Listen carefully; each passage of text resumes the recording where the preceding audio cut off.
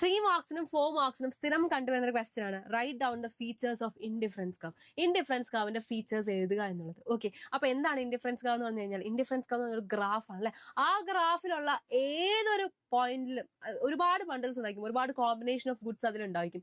അതിലുള്ള ഏത് combination of goods നമ്മൾ എടുത്താലും നമുക്ക് എന്താണ് കൺസ്യൂം എന്ന സെയിം ലെവൽ ഓഫ് സാറ്റിസ്ഫാക്ഷൻ ആയിരിക്കും കിട്ടുക. എ എന്ന ബണ്ടിൽ എടുത്താലും ബി എന്ന ബണ്ടിൽ എടുത്താലും സി എന്ന ബണ്ടിൽ എടുത്താലും എന്താണ് കൺസ്യൂം എന്ന സെയിം ലെവൽ ഓഫ് സാറ്റിസ്ഫാക്ഷൻ ആയിരിക്കും കിട്ടുക. ഓക്കെ, അങ്ങനെയെങ്കിൽ നമ്മുടെ അതിന്റെ ഇൻഡിഫറൻസ് കർവിന്റെ ഫീച്ചേഴ്സ് ആണ് ചോദിച്ചിരിക്കുന്നത്. ഫസ്റ്റ് വൺ നോക്കിയേ, indifference curve is convex to the origin. Convex ഷേപ്പിലാണ് എന്നുള്ളത് നമ്മുടെ ഇൻഡിഫറൻസ് കർവ്. അതായത് എങ്ങനെയാണ്, ഇങ്ങനെയാണ് നമ്മുടെ ഇൻഡിഫറൻസ് കർവ് ഇരിക്കുക. ഓക്കെ, ആൻഡ് അടുത്ത് നോക്കിയേ, indifference curve is downward sloping അല്ലെ. നോക്കിയേ, ഡൗൺവേർഡ് താഴോട്ടാണ് വരുന്നത്, ലെഫ്റ്റിൽ നിന്ന് റൈറ്റിലേക്കാണ് ഇൻഡിഫറൻസ് കർവിന്റെ ആ ഒരു സ്ലോപ്പ് എന്ന് പറയുന്നത്. ആൻഡ് അടുത്ത് നോക്കിയേ, two indifference curve never intersect each other.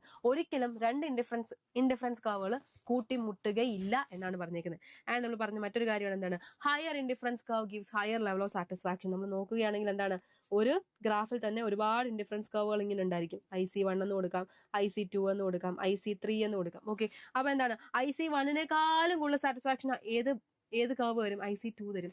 IC2-നേക്കാളും satisfaction ആര് തരും, IC3 തരും എന്നാണ് പറഞ്ഞേക്കുന്നത്. ഓക്കെ, അപ്പൊ ഇത് പഠിച്ചു വെക്കുക. ഓക്കെ, അങ്ങനെയെങ്കിൽ എന്താണ് ഇൻഡിഫറൻസ് മാപ്പ് എന്നുള്ളത് നിങ്ങൾ താഴത്തെ കമന്റ് ബോക്സിൽ കമന്റ് ചെയ്യുക.